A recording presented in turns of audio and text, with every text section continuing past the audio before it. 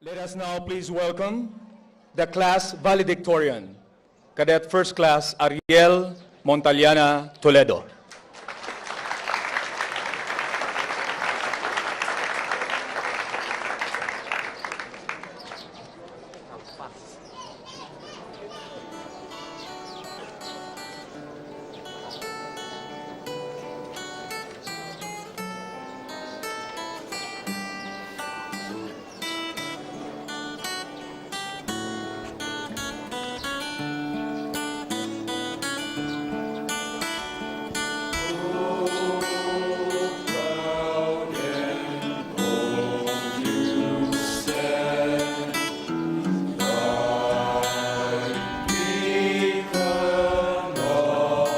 I firmly believe that although we are destined to be the people that we become, we still have the power within us to put in the feelings that will make or unmake our lives. For instance, we were born Filipinos and not any other nationality or race, but the kind of life we take as Filipinos is within our power to trek. This is a choice. Therefore, to make the better or the worse of our being Filipinos. To our distinguished of honor, the President of the Republic of the Philippines and Commander-in-Chief of the Armed Forces of the Philippines, Her Excellency Gloria Macapagal-Arroyo, all visitors present, to the family, friends, and loved ones of our class who are here to share our happiness today. Ladies and gentlemen, good morning.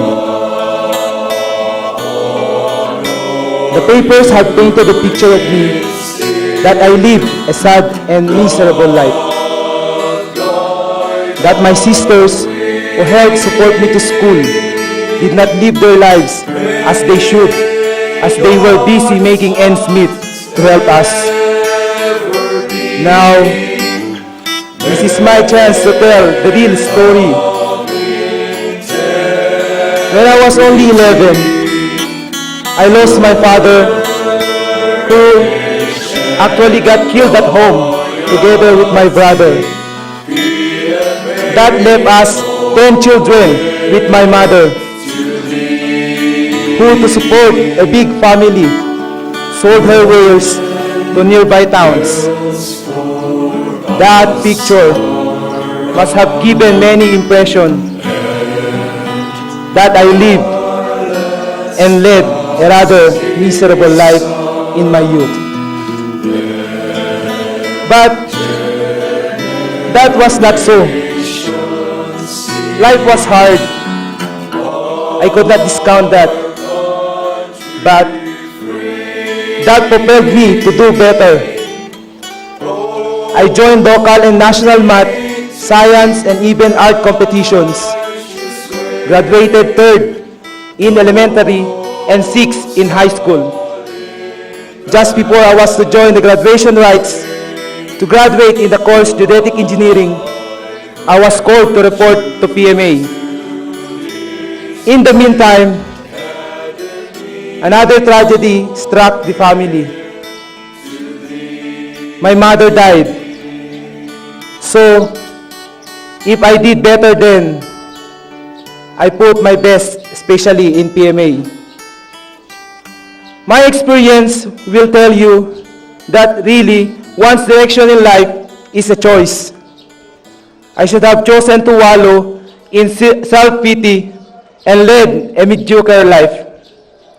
But that's not what I willed to do. And as I stand here before my classmates who have in a way trudged the same course as I have, I could only talk in their behalf for this very important message to the youth I have gathered on my way to this victorious end. What separates the youth from other people? What made Dr. Jose Rizal so right in saying that ang kabataan ay pag-asa ng bayan? They are those who are full of desires, aspirations, enthusiasm, willingness, dreams, imagination, and vision. Perhaps all of these put together makes a foolproof formula that can lift our country and rebuild our nation. So, what can we, the kabataan, do? First, we could actually give our utmost voluntarism in taking part towards national progress. There is nothing stronger than the heart of a volunteer. Second, we should seize the day by engaging in activities that always helps in our individual improvement and development. For instance, we can never go wrong by engaging in sports. Third, let us take all available opportunities, and if not available, then let us make them available for us. Fourth, let us not forget the teachings of whatever educational institution that nurtured us. It can be denied that this school exists foremost to make better people out of us. And lastly, we should learn from the mistakes of our elders by listening closely to their stories and experiences. So today, you see 324 members of the Mandirigmang Dangal ng Lahi or the Mandala class. PMA's latest contribution to the grand cooperative effort in nation building. A breed of men and women who know the value of living a life of daily heroism. As our cadetship has come to a close, a new world full of duties and responsibilities is starting to unfold before us. A world waiting for a young breed of leaders full of vigor and aspirations, who are willing to sacrifice for the good of the country, wanting the Philippines to be known to the world as a country of admirable citizens who can make a big difference. Given this opportunity to speak before you, my mistas, I only want to remind you of our class motto, which says, ready to serve. In these times, I think that motto makes us an in class, as it may sound like instant coffee or pancit canton.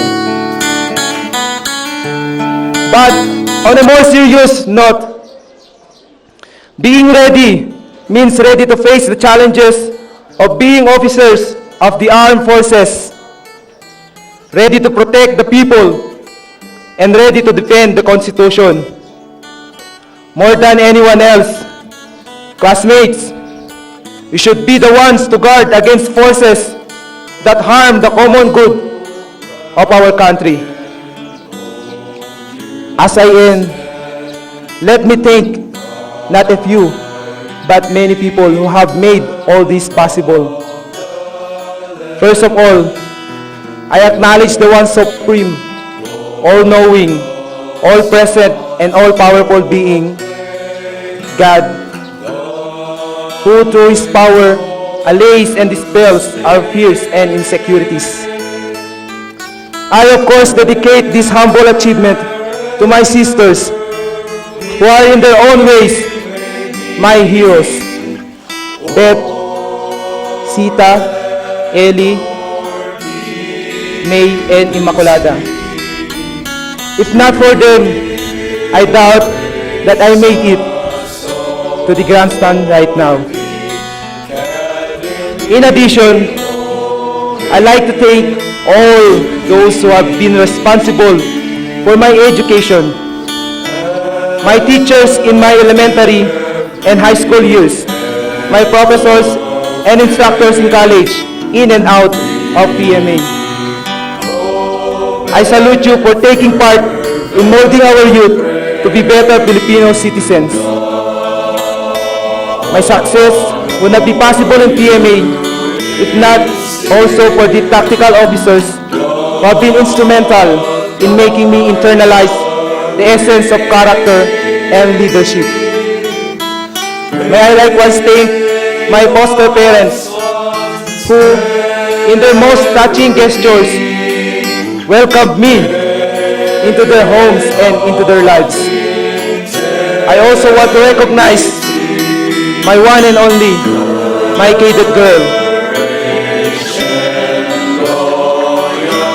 for giving me a lot of inspiration to go on throughout my cadetship, Miss Margaret Encarnacion.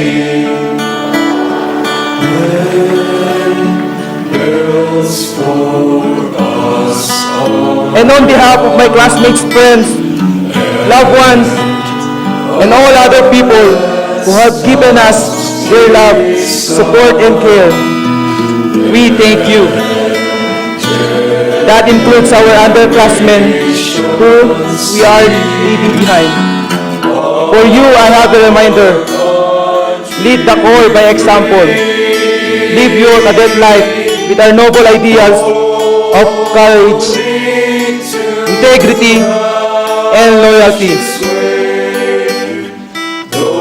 Nikolai Gogol, a Russian writer, appreciates. As you pass from the tender years of youth into the hard and embittered adulthood, make sure you take with you on your journey all the human emotions. Don't leave them on the road, for you will not pick them afterwards. Thank you and